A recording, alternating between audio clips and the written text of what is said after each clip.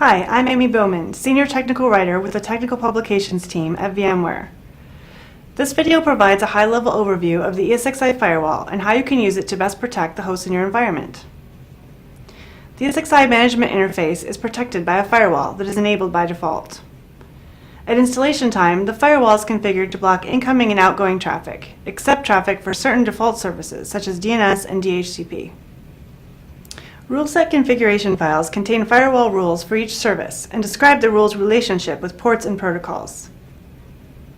You can add services to the ESXi firewall by creating and installing a VIB package that contains a rule set configuration file for the service.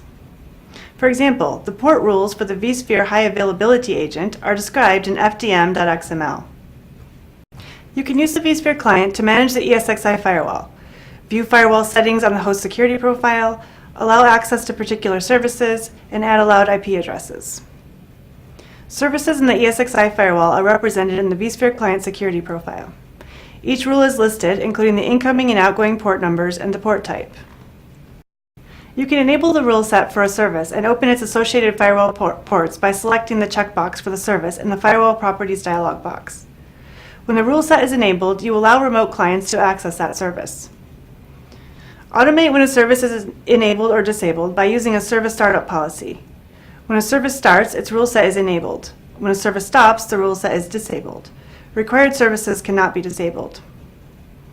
The ESXi firewall allows you to specify which networks are allowed to connect to each service that is running on the host.